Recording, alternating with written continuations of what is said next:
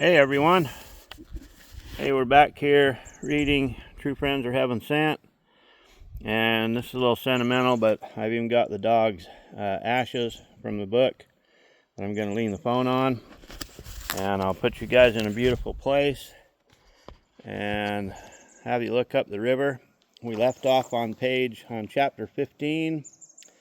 And the chapter 15 is called Name Day. And here we go.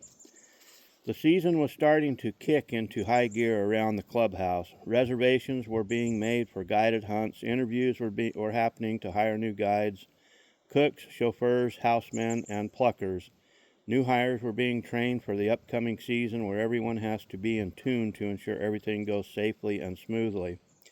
I always compared it to spokes on a wheel. The spokes must be true and straight so the wheel will ride straight and be a cushy ride.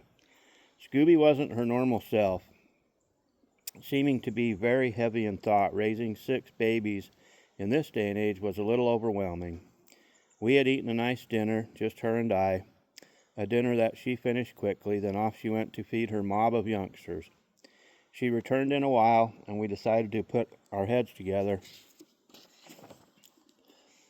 and let a little reality come about. We were both pretty sensible in making what we believed to be the best decisions for everyone, keeping in mind both of us the present and the future. We made the decision that while the babies are still young, we would put them up for adoption to only the best of homes where they would become a part of a good family. Scooby and I had become very attached to the oversized boy pup, the one that she had carried to me shortly after he was born.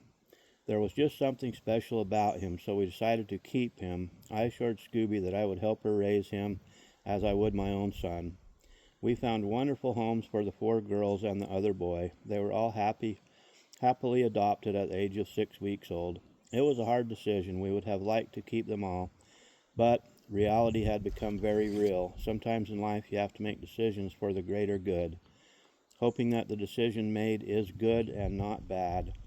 Once you make your choice, it can become like trying to chase a feather in the wind. You might just have to make the best of it, because it's not only hard to catch that feather, it's hard to change the course that you choose in life. They are what you make of them, so count your blessings and move on. Scooby seemed to handle the adoption pretty well. She would more likely see her children out on the marsh from time to time. We could both sense something special about the boy that we had decided to keep. He would be safe. He would be safe and very... Sorry, the wind's blowing this away from me.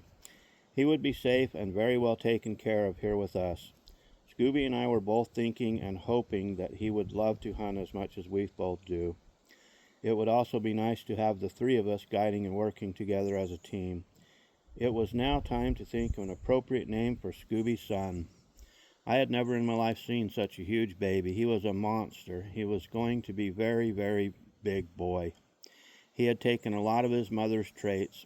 They both had the same big brown eyes, long ears, and long legs. Gate, the father, had a black coat, but the pup had the same golden color as his mother. We had tossed around names for a few days, just not finding the one that fit him. Sunday came around. We were all hanging out at the clubhouse watching a football game on the TV and eating snacks and finger food.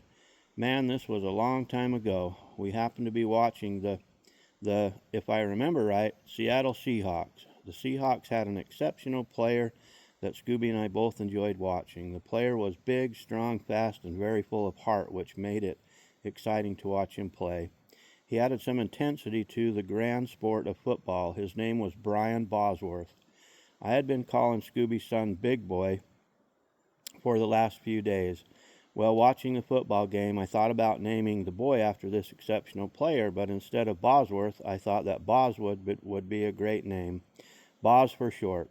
That would fit him well. So Boswood Ryanstone became his official name. The big bad Bos had made his appearance and looked really happy about his name. I think that Scooby and I made a great decision to keep the boy. Boz didn't have much choice in the matter. Scooby and I couldn't afford a babysitter, much less find one that would be willing to babysit out here on the marsh, so Boz was going to have to come with us starting pronto. Chapter 16. Boz is growing. Boz was a goofball. His feet and legs were growing faster than the rest of him, which made him clumsy.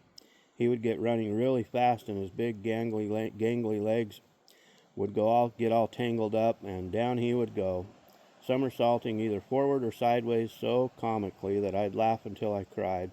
I do, although, need to give him credit for being a very fast learner. When it came to supper time, he put down more chow than Scooby and I put down together. His body was getting very blocky and thick, like a bodybuilder. Watching him, I thought of big-boned, tall, natural athlete who will show to have blessed with unreal agility and raw talent, a natural-born leader type, the type that you would look up to for greatness and achievements. It was nice to have Scooby back to work with me. Boz added not only more responsibility to our already busy days, he was all over the place, which oftentimes made it hard to keep an eye on him. His growing body was busy trying to develop muscles while growing to get into proportion with his giraffe legs. He would fly across the ground and water, half clumsy and half in total control.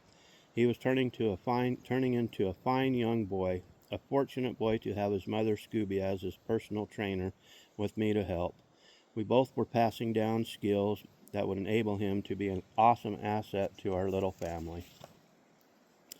Chapter 17. Scooby and Boz become a team.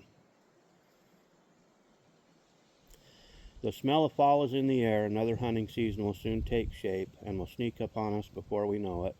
Boswood was introduced to the hunting season at such a young age that he mostly just tried to keep up with Scooby and I.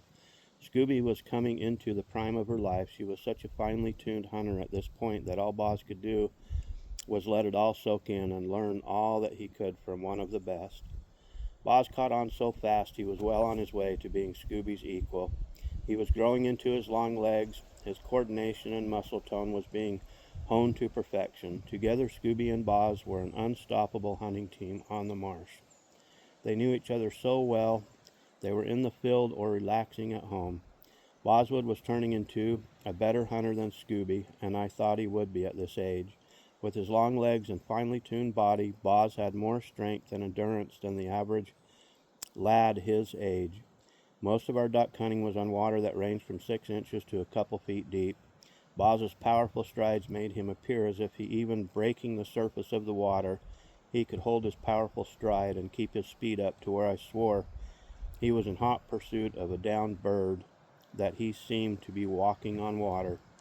Scooby and Boz were beautiful to watch when they were working together in the marsh, in the mountains, or in the fields. I've heard the saying like father like son, but in this case it was like mother like son.